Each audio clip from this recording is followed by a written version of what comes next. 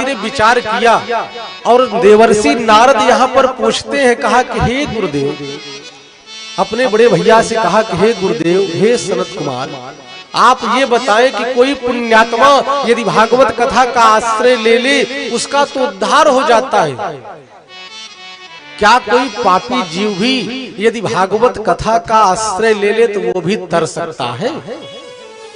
भाई कोई साधु है, भगवान का भक्त है, सज्जन पुरुष है, उसने भागवत जी का आश्रय लिया, उसकी सदगति हुई, क्या किसी पापी की भी सदगति हुई है?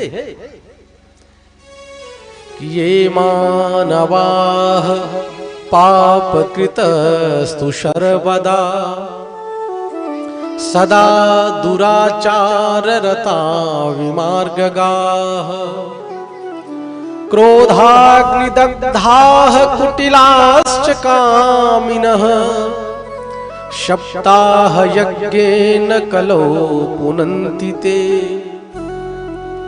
नारद जी ने कहा, ये मानवाः पाप कृतस्तु सर्वदा, जिस मनुष्य ने, जिस मानव ने जीवन में कोई अच्छा काम किया हो, केवल जीवन भर कुकर्म किया हो, पाप कर्म किया हो, व्यभिचार किया हो, कुकर्मी हो, दुष्कर्मी हो, क्या ऐसे जीव भी यदि भागवत आश्रय ले ले तो उनकी भी सदगति हो सकती है? क्रोधाग्निदग्धाः, जो मनुष्य हरदम प्रत्येक क्षण प्रत्येक पल क्रोध में जी रहा है, उससे बात करो तो महाराज केवल क्रोध ही क्रोध निकलता है। क्रोधाग्निदग्धाः, क्रोध से जल रहा है, कुटिल है, कामिनः, कामी है, क्या ऐसे पुरुष भी यदि भागवत जी का आश्रय ले ले तो उनकी मुक्ति हो सकती है? तो सनत कुमारों ने कहा कि हाँ नारद जी, केवल इतना ही नहीं, केवल वह जीवन भर एक भी कर्म न किया हो, कोई बात नहीं, गलती से न चाहते हुए भी यदि वो भागवत कथा का आश्रय ले लेता है तो इसमें संशय नहीं, उसका उद्धार हो जाता है। तो नारद जी ने कहा, क्या कभी किसी ने लिया हो? ऐसी कोई कथा है आपके पास? अगर ऐसी कथा आप जानते हो हे शरद कुमार, जो शास्त्र सम्मत हो, वेद सम्मत हो, पुराण सम्मत हो, कोई ऐसी कथा हो जिसने भागवत जी का आश्रय लिया और वो तर गया, तो कहा कि हाँ, तुंगभद्रा तटे पूर्वम अभूत पतनमुत्तमम् यत्र वर्णाः स्वधर्मेण सत्य शतकर्म तत्पराः। कहा कि तुंगभद्रा नदी के किनारे एक गांव था जहां पर आत्मदेव नाम के ब्राह्मण निवास करते थे, और कहा कि वो ब्राह्मण देव कैसे थे? यत्र वर्णाः स्वधर्मेण सत्य सत्कर्म तत्पराः, सत्कर्म करने वाले सज्जन थे, भगवान के परम भक्त थे। और वह ब्राह्मण देव जब चलते थे, द्वितीय इव भास्कर, ऐसा लगता था कि भगवान सूर्य नारायण इस धरती पर जन्म ले लिए। दिव्य आभा, दिव्य तेज आत्मदेव थे, परम निष्ठात थे महाराज। आत्मदेवः पुरे तस्मिन् सर्व वेद विशारदाः, वैदज्ञ थे, विद्वान थे, विशारद थे, लेकिन उनके जीवन में एक अभाव था। अभाव क्या था कि आत्मदेव जी परम विद्वान, परम ज्ञानी, वेद का ज्ञान, शास्त्र का ज्ञान, पुराण का ज्ञान, और सूर्य की भांति देदीप्यमान होते थे, इतना दिव्य तेज, लेकिन एक वस्तु का अभाव था कि उनको कोई पुत्र नहीं था। और कहा कि महाराज, आपके जीवन में यदि कष्ट हो और बढ़िया पड़ोसी मिल जाए महाराज, तो कहा कि उस व्यक्ति का दिवाला निकल जाता है। लोगों का आना शुरू हुआ, देखो आत्मदेव जितने विद्वान, जिस गाय को घर पर ला करके बांध देते हैं दोबारा वो बच्चा नहीं देती, यहाँ तक जिस तुलसी के वृक्ष को अपने घर पर आरोपते थे, लगाते थे, वो तुलसी का बुरवा भी सूख जाता था महाराज।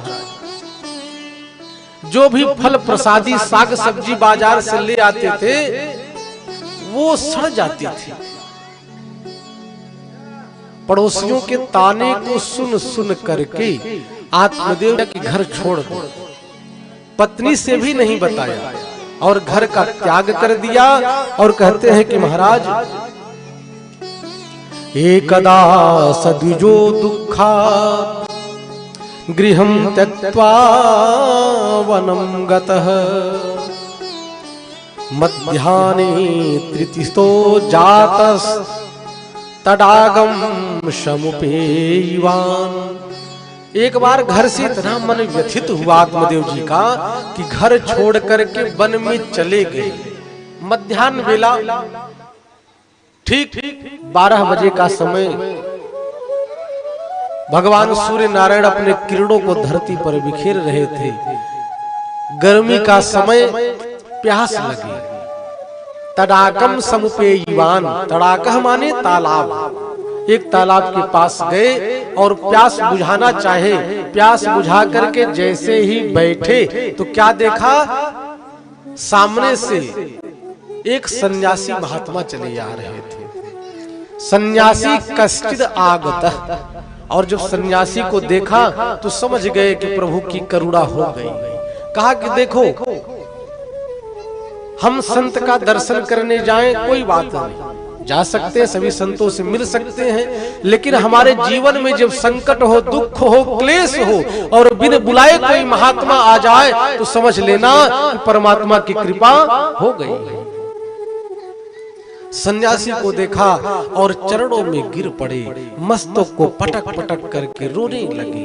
इनके रुदन को देख करके सन्यासी का हृदय पिघल गया महाराज, और उठा लिया और कहता है कि कथम रोदिष विप्रत्वम काते चिंता बलीयसी वदत्वम सत्वरम मह्यम स्वस्य दुःखस्य कारणम।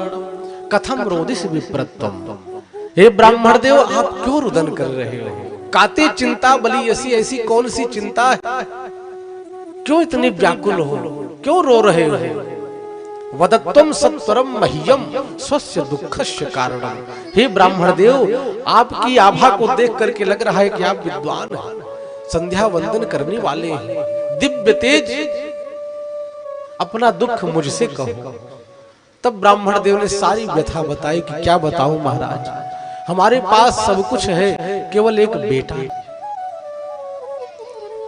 संत ने बहुत समझाया, कहा कि देखो ब्राह्मण देव, बेटा नहीं है कोई बात नहीं, समझ लो भगवान की बहुत बड़ी कृपा है, आप भगवान को अपना बेटा मान लो। बहुत समझाया ब्राह्मण देव ने। कहा विवेकेन भवेत किम में पुत्रम देहि बलादपि। हे ब्राह्मण देव, आप भगवान को अपना पुत्र मान लो और विवेक से काम लो, आप रुदन मत करो। मान लो बेटा हुआ और वो मर गया तो जीवन भर रोना पड़ेगा, और कहीं बेटा कुपुत्र हो गया महाराज, नालायक हो गया, तब पर भी जीवन भर रोना होगा। और इसकी कोई गारंटी नहीं कि बेटा सुपुत्र ही निकले, लायक ही निकले। माता पिता जीवन भर बेटे के लिए सब कुछ कर देते हैं और लास्ट में बेटा क्या कहता है कि आपने मेरे लिए किया क्या? बड़ी पीड़ा होती है। बहुत समझाया संत ने। कहा कि हे नारद, कहा कि हे ब्राह्मण देव, आप चिंता न करें, चिंता का त्याग कर दें और भगवान से संबंध जोड़ ले, भगवान को अपना पुत्र मान ले। ब्राह्मण देव ने बड़ी याचना की। कहा कि हे ऋषि, आप सन्यासी हैं, पहुंचे हुए महात्मा लग रहे हैं, आप मुझे बेटा दे दीजिए, बस मैं और कुछ नहीं सुनना चाहता।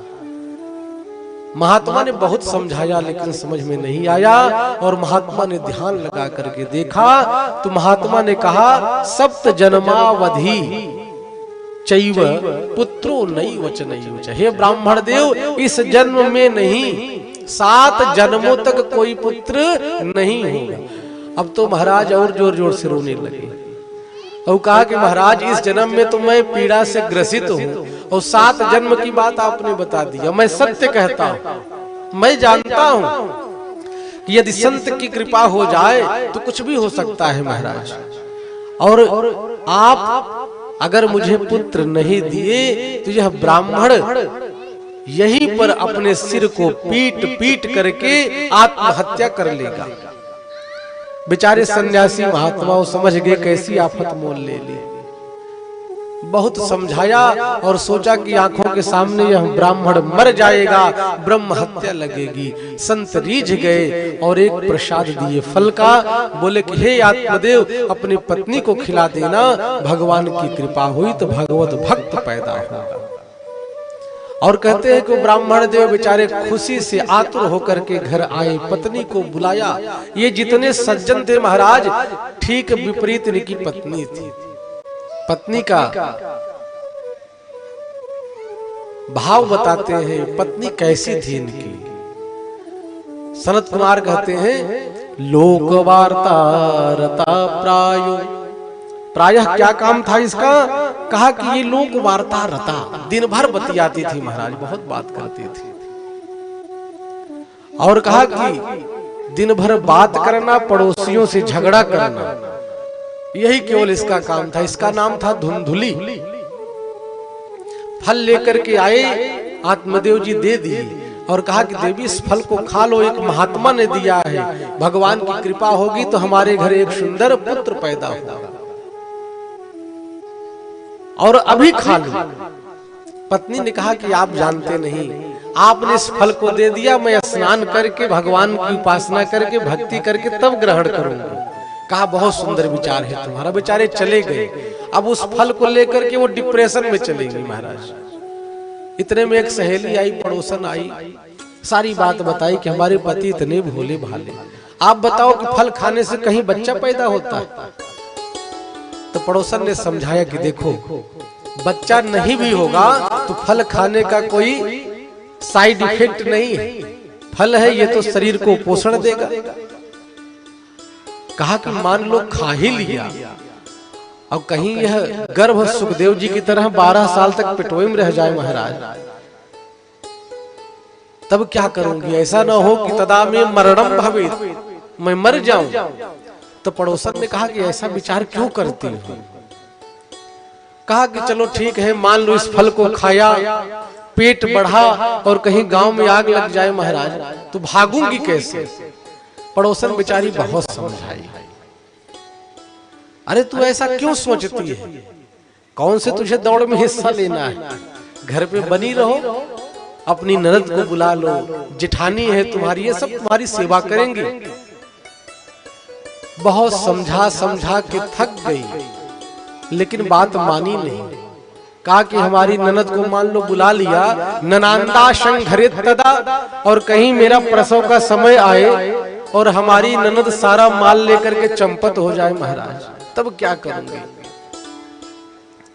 तो कहा किसी दास दासी को बुला लो, तुम्हारे पास पैसा है। समझा करके थक गई, चली गई अपने घर। और कुछ समयोपरांत उसकी बहन आई, तो बहन से सारी बात बताई। तो बहन ने कहा आप चिंता न करो, देखो आपके पास पैसा बहुत है, खाने वाला कोई नहीं, और मेरे यहाँ खाने वालों की लाइन लगी है, खाने को कुछ नहीं, और मैं फिर पेट से हूँ। आप कहोगी तो अपना बच्चा तुम्हें दे दूंगी और तुम इसका स्वांग रच लो, ढोंग रच लो। ब्राह्मण बहुत भोले भाले हैं बेचारे, आत्मदेव, झूठे कह देना कि गर्भ से हूँ और समय पर आपको अपना पुत्र दे दूंगी और आप अपना पुत्र जन्मोत्सव मनाना। और इस फल को आप यह ज्ञात करने के लिए, यह जानकारी रखने के लिए, इस फल के प्रभाव को देखना है तो गौ माता को खिला दो। समय बीता और अपने बच्चे जन्मोत्सव हुआ और 3 महीना बीता। त्रिमासे निर्गते चाथ साधेनुः सुसुमेर भूकम सर्वांग सुंदरम दिव्यम निर्मलम कनक प्रभम। 3 महीना के बाद जब धुंधुली अपनी बहन के पुत्र को ले लिया और उसके ठीक 3 महीने के बाद गौ माता से भी एक सुंदर दिव्य पुत्र पैदा हुआ, जिसके कान थे गाय के और शरीर था मनुष्याकार में। सर्वांग सुंदरम दिव्यम निर्मलम कनक प्रभम, स्वर्ण जैसी आभा, स्वर्ण जैसी कांति महाराज। आत्मानम देवम दर्शनम करोत यह सह आत्मदेव, जो अपने तन करके खड़ी हो गई महाराज। और धुंधुली ने कहा कि तुम्हारे नाम से तो मिलता जुलता बिल्कुल नाम नहीं होगा, मेरा नाम धुंधुली, इसका नाम धुंधकारी होगा महाराज। इस प्रकार से बच्चे का नाम धुंधकारी, और गौ माता से जो पुत्र पैदा हुआ उनका नाम गोकर्ण, क्योंकि उनके कान गाय के सदृश थे, नाम पड़ा गोकर्ण। और दोनों बच्चे बड़े होने लगे महाराज, एक कुख्यात हुआ, एक विख्यात हुआ। धुंधकारी महान महाराज कहते हैं कि धुंधकारी बचपन से ही इतना उद्यमी था कि बच्चों को बहला फुसला करके कुएं के पास ले जाए और खेलते खेलते बच्चे को कुएं में ही ढकेल था महाराज। ये भयंकर डकैत हुआ, कुख्यात हुआ। और गोकर्ण जी अपनी सादगी से भगवत भक्त हुए और समयोपरांत आत्मदेव जी का सारा धन बाजार में बेच करके व्यभिचार करने लगा, वेश्यागामी हो गया, मदिरा पान करने लगा। और जब आत्मदेव जी ने अंकुश लगाना चाहा, कहा कि मूर्ख, आज मुझे उस सन्यासी की बात स्मरण आती है। उस सन्यासी ने कहा था कि पुत्र यदि कुपुत्र हो जाए तो जीवन बेकार हो जाता है, और मैंने नाहक उस संत से हठात यह प्रयास किया तुझे प्राप्त करने के लिए, मेरी मूर्खता थी। तो धुंधकारी ने कहा कि पिताजी मुझे लग रहा है कि बुद्धि सठिया गई है बुढ़ापे में, और शांति बनाए रखो घर में, नहीं तो लठ से तुम्हारी पूजा होगी महाराज। आत्मदेव जी समझ गए कि यह दुष्ट है, और इस प्रकार से दुखी रहने लगी। गौ माता से पैदा हुआ पुत्र गोकर्ण जी महाराज जब पिताजी के पास गए, कहा कि पिताजी मैं काफी दिनों से देख रहा हूँ आप बहुत उदास रहते हैं, बड़ी चिंता है आपको, क्या कष्ट है। पिताजी ने सारी बात बताई। कहा कि गोकर्ण, मन में इतना वैराग्य नहीं कि घर छोड़ करके कहीं चला जाऊं, और मन में सबसे बड़ी पीड़ा ये कि मेरे मंदिर जैसे घर को इसने नरक का अड्डा बना दिया, इस घर में रहूं तो रहूं कैसे। तब गोकर्ण जी महाराज ने गोकर्ण गीता का ज्ञान दिया। इसको भागवत जी में गोकर्ण गीता कहते हैं। और कहते हैं गोकर्ण जी महाराज कि हे पिताजी, आप जो हैं, सबसे बड़ी बात आपका जो ममत्व परिवार से जुड़ा हुआ है, इस ममत्व को आप दूर करें। ममत्व क्या है? बड़ी सुंदर बात गोकर्ण जी महाराज कहते हैं। कहा कि हे पिताजी, आपको क्या करना चाहिए कि असारह खलु संसारो धनम कस्य स्नेहवा ज्वलते निशम। कहा कि पिताजी, असारह खलु संसार, कि हे पिताजी यह संसार क्या है? बोले असार है, इसमें कोई सार नहीं है। खलु संसारो, खलु माने निश्चयेन, निश्चय ही यह संसार सार रहित है। और इस संसार में हम सुख को ढूंढते ढूंढते मर जाते हैं और कभी सुखी हुए ही नहीं। जब कच्चा मकान था तो सुखी हुए, उसके बाद सोचे कि एक हो जाती कहीं जाने आने के लिए, गाड़ी भी हो गई महाराज, जमीन हो, मेरा मकान हो, तो इच्छाएं इसी प्रकार बलवती होती गई और सुख की चाह में वह व्यक्ति एक दिन मृत्यु का वर्ण करके मर जाता है और कुछ नहीं लेकर के जाता है। तो गोकर्ण जी ने कहा कि पिताजी, दुख रूपी विमोह, इस संसार में कुछ भी नहीं है। सार क्या है? केवल भगवान की भक्ति, यही सार है। जीवन में रहो, घर में रहो, परिवार में रहो, बड़ी अच्छी बात, क्योंकि जिम्मेदारी है बाल बच्चों का लालन पालन, लेकिन वह कीचड़ से ऊपर हो जाता है। उसी प्रकार परिवार में रहते हुए भगवान की ऐसी भक्ति करो कि इस माया मोह रूपी रज्जू में हम बंधे नहीं, उस कमल की भांति भगवान के प्यारे बन जाए, लाडले बन जाए, दुलारे बन जाए। और फिर गोकर्ण जी महाराज कहते हैं कि पिताजी, यदि देखा जाए कि न चेन्द्रस्य सुखम किंचिन न सुखम चक्रवर्तिनः सुखम। कर्ण जी ने बड़ी प्यारी बात कही, कहा कि पिताजी न चेन्द्रस्य, बड़ी प्यारी बात कही, कहा कि पिताजी न चेन्द्रस्य सुखम किंचिन, सुखम किंचिन। यहाँ तक इंद्र जो स्वर्ग के अधिपति हैं, स्वामी हैं, वो भी सुखी नहीं है। उनको भी हरदम भय बना रहता है। जब कोई जीव भगवान की भक्ति करने लगता है, उनका यज्ञ करने लगता है, यजन करने लगता है, तो इंद्र को घबराहट होती है, कहीं यह मेरा पद न ले ले। तो इंद्र भी सुखी नहीं। ना सुखम चक्रवर्ती, न जो धरती के चक्रवर्ती सम्राट है वो भी सुखी नहीं।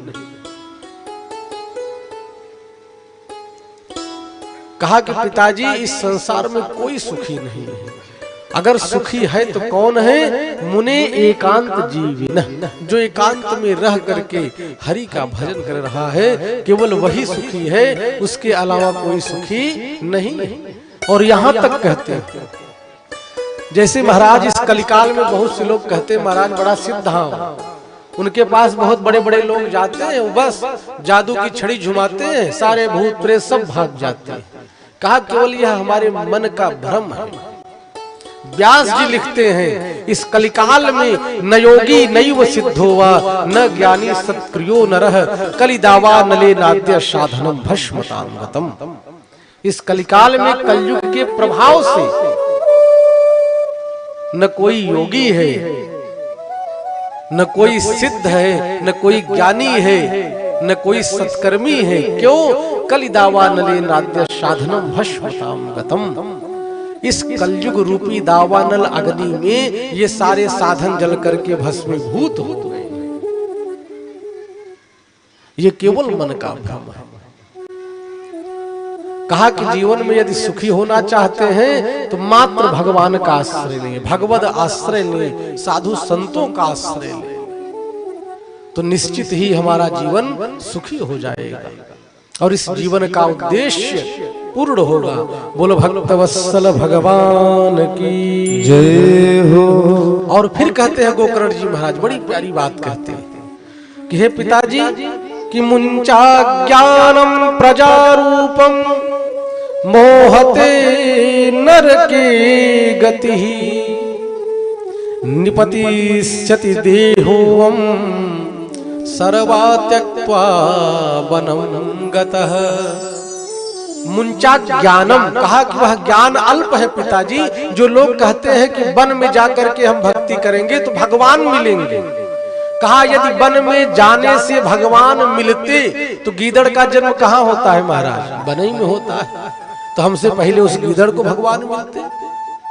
कहा कि पिताजी मुंचा ज्ञानम, यह ज्ञान बेकार है। वन में जाने से भगवान मिलने वाले नहीं है। अगर वन में जाने से भगवान मिलते तो सिंह का जन्म कहाँ होता है? वन में होता है महाराज। कहा कि घर में ही रहो, परिवार में ही रहो, लेकिन आप ऐसा वातावरण उत्पन्न कर दो कि उस घर को ही आप मंदिर बना कर भगवान का भजन करो।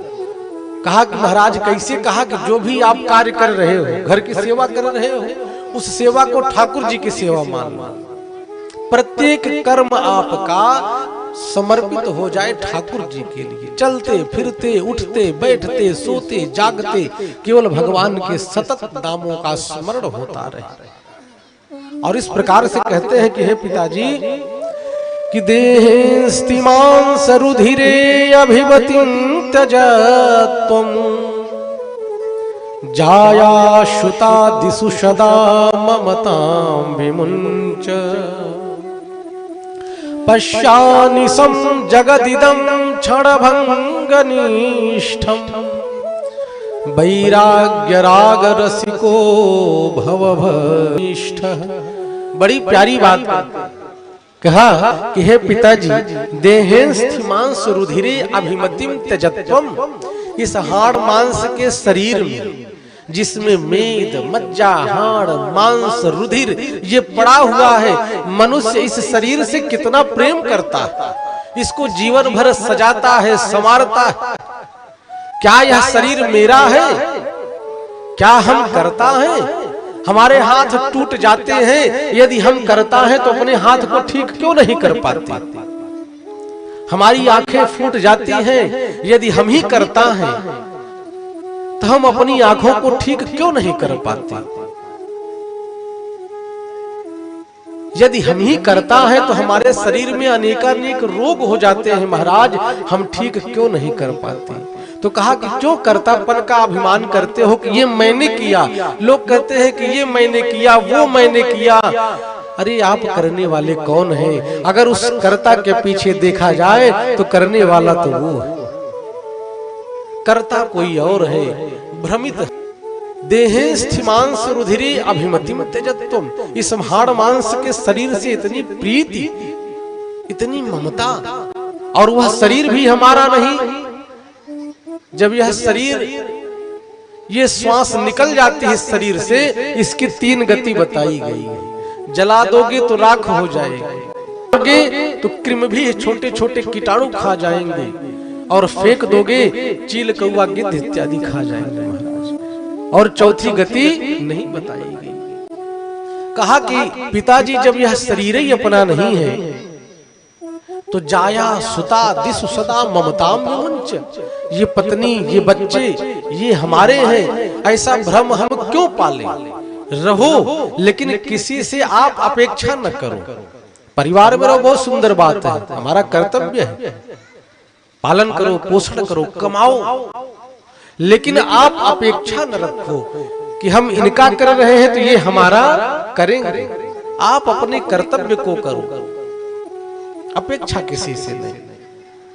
और इस प्रकार से गोकर्ण जी ने जब ज्ञान दिया तो कहते हैं आत्मदेव जी, भागवत जी गति हो गई। और एक दिन धुंधकारी ने हाथ में दंड लेकर के और उस डंडे से, उस छड़ी से अपनी मां की बहुत पिटाई की, और धुंधली को बड़ा पश्चाताप हुआ और कहते हैं कुएं में गिर करके आत्महत्या कर ली। अब गोकर्ण जी समझ गए पिताजी की भी सदगति हो गई, मां भी मर गई, अब घर में यदि रहूंगा तो अगला वार मेरे ही ऊपर है। बेचारे तीर्थ यात्रा में निकल गए। अब तो महाराज धुंधकारी का संपूर्ण राज्य हो गया घर में, 5-5 वेश्याओं को ले आकर के घर में रहने लगा। घर का सारी संपत्ति, सारा धन नष्ट हो गया, डकैती डालने लगा। और एक दिन डकैती एक राजा के यहाँ डाल दिया, बहुत सारा धन लूटा, किसी से प्रीति नहीं करती है।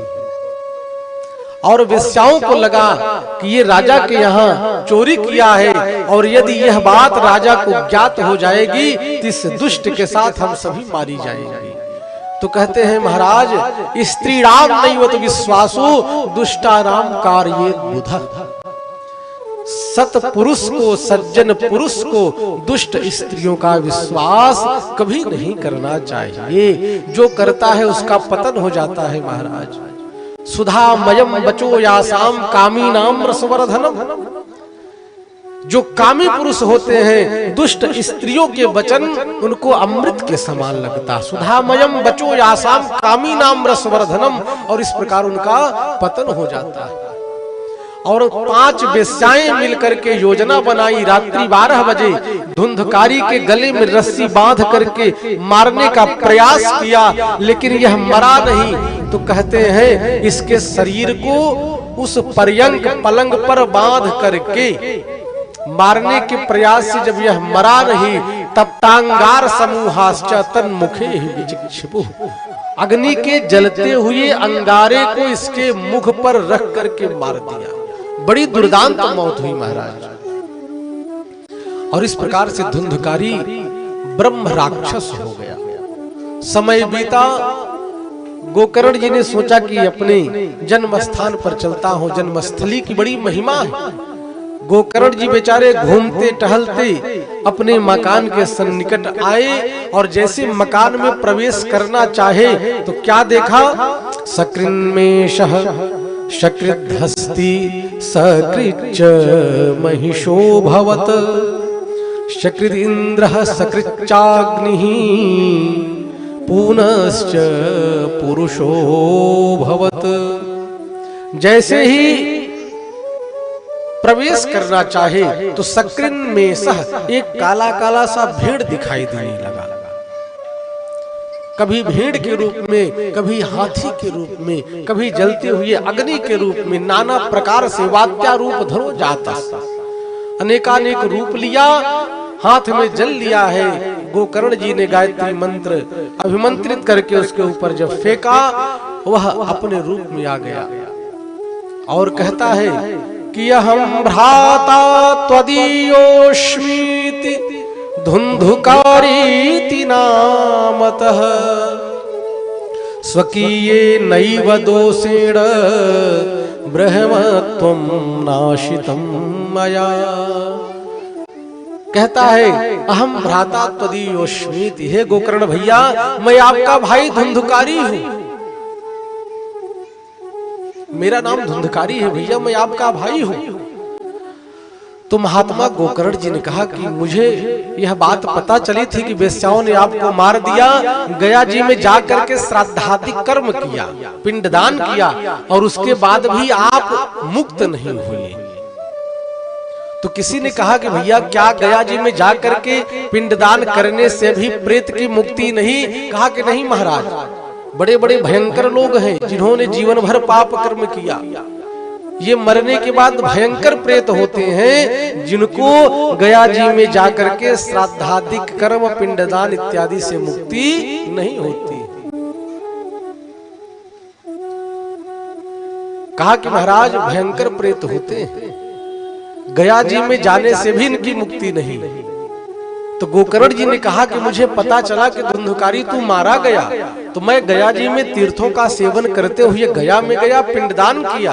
तब वह प्रेत कहता है कि गया श्राद्ध शते नापिर मुक्तिरमे न भविष्यति। हे भैया गोकर्ण जी, आप गया जी में 100 बार जाएं, 100 बार पिंडा पारे, लेकिन मेरी मुक्ति नहीं हो सकती। क्यों? क्योंकि मैं ब्रह्म राक्षस हूं, जीवन भर पाप कर्म किया। गया श्राद्ध सते मुक्तिर मीन भविष्यति। 100 बार आप पिंडदान करें लेकिन मेरी मुक्ति नहीं है। इस प्रकार से कहा कि भैया जिसका भाई इतना विद्वान हो और उसके भाई की ऐसी अधोगति, आप कृपा करें, अनुग्रह करें। मैं मूर्ख था, पिताजी ने भी समझाया लेकिन मैं समझ नहीं पाया, दुष्ट संग हुआ मेरा, दुष्ट आचरण करके आज इस कुकर्म के द्वारा मैं भयंकर प्रेत बना हुआ हूं। तो हे भैया आप कुछ उपाय करें। तो गोकर्ण जी ने कहा कि ठीक है। रात्रि बीती और सुबह उठ करके संध्या बंदन किया, भगवान सूर्य को अर्घ दिया और भगवान सूर्य से पूछा कि इति सूर्य वचः सर्वैः धर्म रूपम तुभिश्रुतम। हे भगवान श्री सूर्य नारायण, क्या किया जाए जिससे हमारे भाई की मुक्ति हो जाए, प्रेतत्व से देवत्व की प्राप्ति हो जाए। और इस प्रकार से सूर्य नारायण ने कहा कि श्रीमद् भागवतां मुक्ति सप्ताहं वाचनं कुरु। कहा कि केवल एक उपाय है। श्री सूर्य नारायण ने आकाशवाणी के माध्यम से कहा कि श्रीमद् भागवतां मुक्ति, भागवत की कथा करो, इसी से तुम्हारे भाई की प्रेतत्व से देवत्व की प्राप्ति होगी और प्रेत योनि नष्ट हो जाएगी। तो गोकर्ण जी ने सभी गांव वालों को इकट्ठा किया और गांव वालों को इकट्ठा करने के बाद कहा कि भैया मैं अपने भाई के निवृत्त सोच रहा हूं कि कथा करूं। गांव वाले सज्जन थे, बेचारों ने सहयोग किया, कथा हुई। और कथा जब हो रही थी, अब वो धुंधकारी प्रेत था, तो प्रेत एक स्थान पर ज्यादा देर तक ठहर नहीं सकता, तो आया अब रुके कहां? तो कथा के दक्षिण दिशा में 7 गांठ की एक बांस गाड़ा हुआ था, उसी बांस की ग्रंथि में आकर के बैठ गया। पहले दिन की कथा पूरी हुई, प्रथम ग्रंथि विभेदनम, बांस की पहली गांठ फूटी, द्वितीय ग्रंथ विभेदनम, दूसरी गांठ इसी प्रकार जब 7 दिन की कथा पूरी हुई, 7 गांठ बांस के चटचटा करके टूट गए और वह धुंधुकारी नाम का प्रेत देवत्व में बदल गया। भगवान विष्णु के पार्षद दिव्य विमान लेकर के उसे ले जाने के लिए आए। और कहते हैं कि जब भगवान के पार्षद उसे ले जाने लगे तो गोकर्ण जी ने रोक दिया और पूछा कि ये कौन है। तब धुंधुकारी ने कहा कि भैया मैं आपका भाई धुंधुकारी, और कथा का चमत्कार कि आज मुझे भगवान के पार्षद लेने आ गए। दिव्य रूप हो गया था, 4 हाथ दिव्य स्वरूप पीतांबरधारी हो गया था धुंधुकारी। और धुंधुकारी ने बड़ी प्यारी बात कही। कहते हैं कि धुंधुकारी ने कहा कि भैया ये भागवत जी की कृपा है। क्या कि ननाम भ्रातरम सद्यो गोकर्णमिति चाब्रुवन् त्वयाहं मोचितो बंधो कृपया प्रेत कश्मलात्। हे भैया आपकी कृपा से जो प्रेत योनि मिली थी वो नष्ट हो गई और आज मैं देव स्वरूप को धारण कर लिया। और इस प्रकार से धुंधुकारी कहता है भैया आपकी जय हो, आपकी कृपा से प्रेतत्व से देवत्व बन गया। और फिर बड़ी प्यारी बात वह प्रेत कहता है, जो प्रेत थे महाराज धुंधुकारी आज देवत्व को प्राप्त हुए। तो कहते हैं कि धन्या भागवती वार्ता प्रेत पीड़ा विनाशिनी सप्ताहोऽपि तथा धन्यः कृष्णलोक फलप्रदः। कहता है धन्य है भागवत की कथा, धन्या भागवती वार्ता। भागवत की वार्ता कैसी है? प्रेत पीड़ा विनाशिनी, जो प्रेत को प्रेतत्व से निवृत्ति कर दे, देवत्व की प्राप्ति करा दे। ये भागवत की कथा है। कृष्णलोक फल प्रदः, जो भगवान श्री कृष्ण का परम दुर्लभ गोलोक धाम की प्राप्ति कराती। धन्य है भगवान की दिव्य कथा।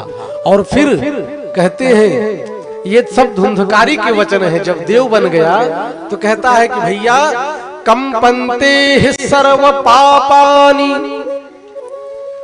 सप्ताह श्रवणे स्थिते अस्माकं प्रलयं सद्यः कथा चेयं करिष्यति। कितनी सुंदर बात कहता है धुंधुकारी। कहता है कि भैया सारे गांव वाले देख रहे हैं कि धुंधुकारी कैसे प्रेत से देव बन गया। भगवान के पार्षद दिव्य विमान लेकर के आए हैं और उस पर बैठ करके धुंधुकारी कहता है कि भैया आप धन्य हैं, भागवत की कथा धन्य है। और कहते हैं कंपन्ते सर्व पापानि, जहां पर भागवत की कथा तय होती है कि अमुक महीने में, अमुक तिथि में, अमुक नक्षत्र में कथा होगी, तो कंपन्ते सर्व पापानि, सारे पाप थर्रा जाते हैं महाराज, कांपते हैं। और सारे पाप अपने आप में बात करते हैं। क्या? अस्माकं प्रलयम सद्यः, अब तो मेरा नाश हो जाएगा, मेरा प्रलय हो जाएगा। तो कहते हैं कि कौन करेगा? कहते हैं कि कथा चेयम करिष्यति, भगवान की कथा पापों का शमन कर देगी। बोलो भक्तवत्सल भगवान की जय हो। और इतना ही नहीं, वह धुंधुकारी कहता है कि भैया कि आर्द्रम शुष्कम लघुम स्थूलम वाङ्मनः कर्म भी कृतम श्रवणम विदहेत पापम पावकः शमिधो यथा। कहा कि जैसे प्रचंड अग्नि लगी हो महाराज, तो उसमें चाहे सूखी लकड़ी डालो, चाहे गीली लकड़ी डालो, चाहे जैसी भी लकड़ी डालो, वो सब जल करके राख हो जाएगी। उसी प्रकार आर्द्रम शुष्कम, चाहे छोटे पाप हों, चाहे बड़े पाप हों, चाहे पहले के पाप हों, चाहे अभी के पाप हो, ताजा ताजा पाप हो, जब हम कथा सुनते हैं तो ये सारे पाप उसी प्रकार जल करके नष्ट हो जाते हैं जैसे प्रचंड अग्नि में चाहे जो भी संविधा हम डालें वो जल करके राख हो जाती है। और इस प्रकार से कहता है कि हे भैया आपकी बहुत कृपा हुई कि अस्मिन् वै भारते वर्षे सुरभिर्देव संसदि अकथा श्राविणां पुंसां निष्फलम जन्म कीर्तितम। ये बात धुंधकारी प्रेत कहता है जब देवत्व को प्राप्त हुआ। कहता है अस्मिन् वै भारते वर्षे, हम भारतवर्ष में जन्म लें और उसके बाद कृष्ण की कथा हमारे कर्ण कुहरों में न जाए। सुरभिर देव संसदी, देवताओं के संसद में यह बात उठती है, यह मूर्ख तो पशु से भी बदतर है। कहो इसको मानव तन मिला और उसमें जाकर के भगवान की मंगलमयी कथा न सुन सका, इसका जन्म तो पशु से भी बदतर है महाराज।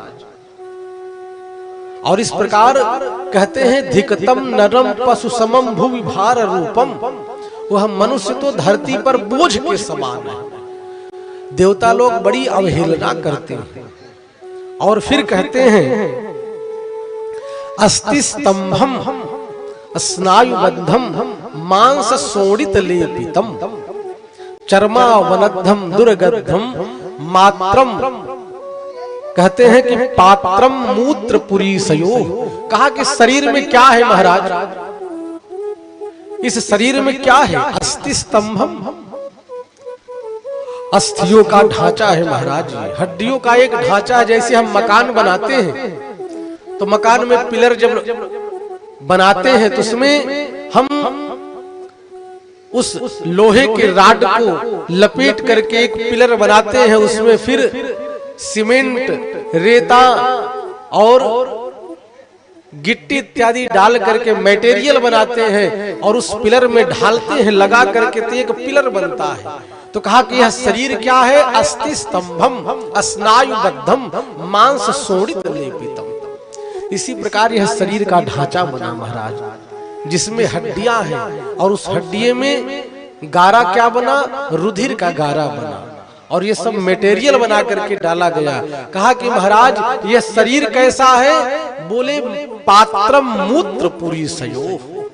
जैसे शरीर अभी एक्सीडेंट हो जाए, किसी को चोट लग जाए किसी भी प्रकार से, जैसे ये चमड़ी हटती है महाराज वैसे दूसरी चमड़ी दिखने लगती है। कहा जिसको देख करके हमें भी चिंता होती है, इस शरीर में क्या है? इस प्रकार से ऐसी बात जब धुंधकारी ने किया तो कहते हैं बड़ी सुंदर बात जब प्रेत ने किया जो देवत्व को प्राप्त हुआ, तो गोकर्ण जी ने कहा कि भैया हे विष्णु के पार्षदों, कथा तो पूरे गांव वालों ने सुना, तो विमान इस प्रेतई के लिए क्यों आया? बड़े ध्यान पूर्वक सुने।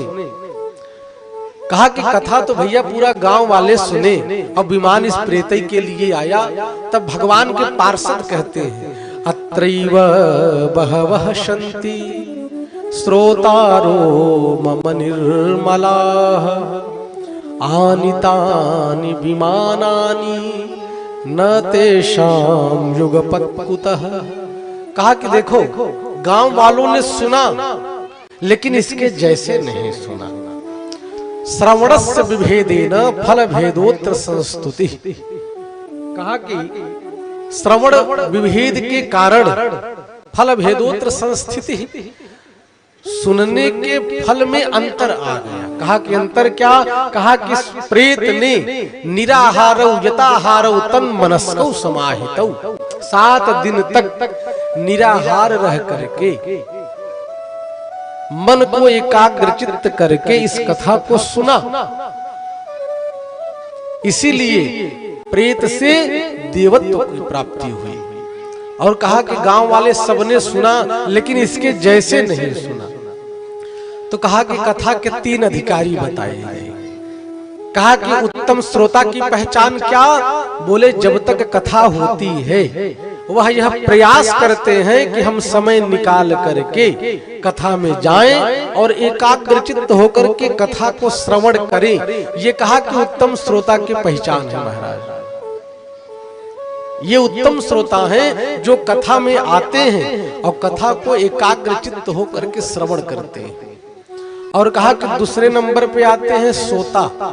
कहा कि जिसको महाराज नींद ना आती हो और कथा में आ जा। तो कहते हैं महाराज दो गोली खाता हूं नींद की, लेकिन नींद नहीं आती, और कथा में जैसे आता हूं इतनी बढ़िया नींद लगती है कि पूछो क्या। और कहा कि महाराज तीसरे स्थान पे आते हैं सरौता।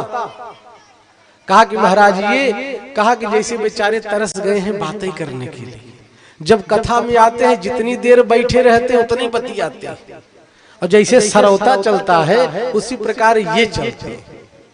तो कहा कि कथा सुनने में भेद होने से गांव वालों के लिए विमान नहीं आया। और कहते हैं कि देखो तीनों श्रोता में परम श्रोता, उत्तम श्रोता जो एकाग्रचित्त होकर के कथा सुने और जो कथा में आकर के सो जाएं, कहा इन दोनों का उद्धार हो जाता है, लेकिन सरौता का उद्धार महाराज नहीं होता है। तो कहा भैया जो कथा में आकर सोता है उसका उद्धार कैसे। कहा कि जैसे मान लो कि हम तीर्थराज प्रयाग गए, अब इच्छा हुई कि नैनी चले और सोमेश्वर महादेव पर सोमवार को जल चढ़ाएं। तो नाव में हम भी बैठे, नाव में और भी लोग बैठे थे, और किसी भी प्रकार से थकान थी, नींद आ गई। तो जो जग रहा था वो गंगा जी के तरंगों का आनंद ले रहा था, पक्षियों को देख रहा, दाना चुगा रहा था। वो गंगा जी के तरंगों का, पक्षियों को देखने का, पक्षियों के कलरव करने का आनंद ले रहा था। लेकिन जो उस नाव पर बैठ करके सो गया महाराज, वो भी उसी की भांति पार हो गया, तरंगों का आनंद नहीं ले पाया, पक्षियों के कलरव का आनंद नहीं ले पाया, लेकिन वो भी पार हो गया क्योंकि कथा में आकर के सो गया। और कहा कथा महाराज जो सरौता है, कहा इनका उद्धार नहीं। वो जब तक बैठे रहेंगे, कहा कि जैसे कमी ढूंढने में महारत हासिल हो महाराज, कि ये अगर यहाँ पर हो जाता, वो वहां पर हो जाता, ये ऐसे बन जाता। कहा कि जब तक बैठे रहेंगे या तो बात करते रहेंगे या तो दिमाग लगाते रहेंगे। कहा कि कुछ ठीक नहीं। बोल भक्त वत्सल भगवान की। और इस प्रकार से गोकर्ण जी बेचारे पूरे गांव वालों के लिए दोबारा कथा कही, और सारे गांव वालों ने मिल करके उत्तम श्रोता की भांति एकाग्रचित्त होकर के कथा को सुना। सभी गांव वालों के लिए भी मान आया, सारे लोग बैकुंठ चले गए महाराज। कहा कैसे। कहा अयोध्यावासिनः पूर्वम यथा रामेण संगता। जैसे जब राघवेंद्र सरकार अयोध्यापुरी को छोड़ करके जाने लगे साकेत धाम, तो सारे अवधवासी भगवान के पीछे पीछे चलते हुए भगवान के साकेत धाम चले गए।